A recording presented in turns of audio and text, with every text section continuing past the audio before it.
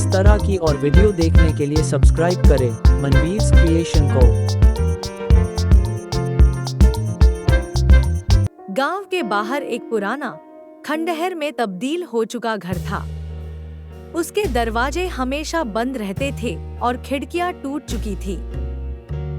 गांव वाले कहते थे कि वह घर भूतिया है, जहां रात में अजीब आवाजें आती है।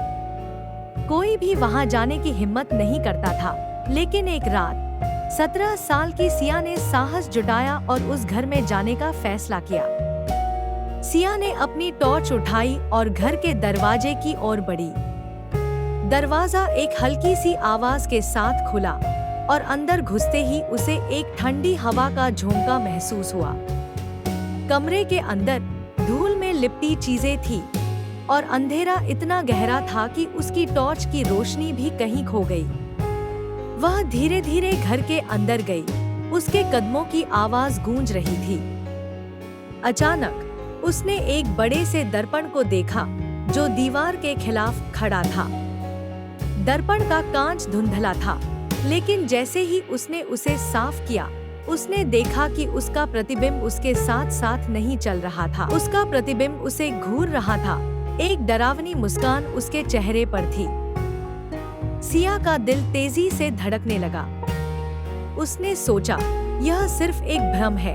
लेकिन जब उसने अपनी आंखें बंद की और फिर से खोली, तो उसका प्रतिबिंब अभी भी वहीं खड़ा था, लेकिन अब उसकी मुस्कान और भी चौड़ी हो गई थी। मुझे यहाँ से निकलना होगा, उसने सोचा और तेजी से पीछे हटने लगी।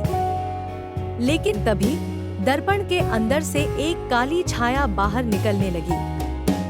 सिया ने घबराकर पीछे मुड़ने की कोशिश की, लेकिन दरवाजा अपने आप बंद हो गया। उसे एहसास हुआ कि वह फंस गई है। उस छाया ने उसे घेर लिया और उसकी आवाज गूंजने लगी, तुम यहाँ अकेली नहीं हो, मैं तुम्हारे साथ रहूं। सिया ने डर के मारे चिल्लाने की कोशिश की, लेकिन उसकी आवाज भी दबी हुई थी।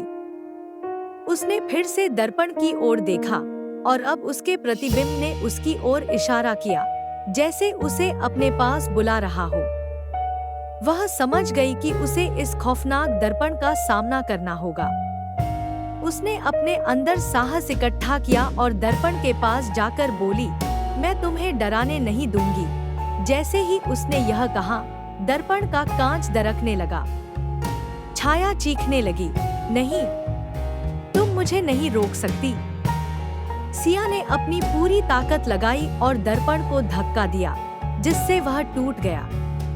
एक तेज आवाज के साथ कांच के टुकड़े चारों ओर बिखर गए और एक उज्जवल रोशनी उसके चारों ओर फैल गई। जब रोशनी कम हुई, तो उसने देखा कि वह फिर से बाहर थी, उस खंडहर के सामने। लेकिन जैसे ही उसने पीछे मुड़कर देखा, उसने देखा कि दर्पण अब पूरी तरह से गायब हो चुका था। वह राहत की सांस लेने लगी, लेकिन अचानक उसे एक ठंडी हवा का झोंका महसूस हुआ। जब उसने अपने चारों ओर देखा, तो उसे एक अजीब सा एहसास हुआ। उसके पीछे एक काली छाया थी, जो धीरे धीरे उसके पास आ रही थी।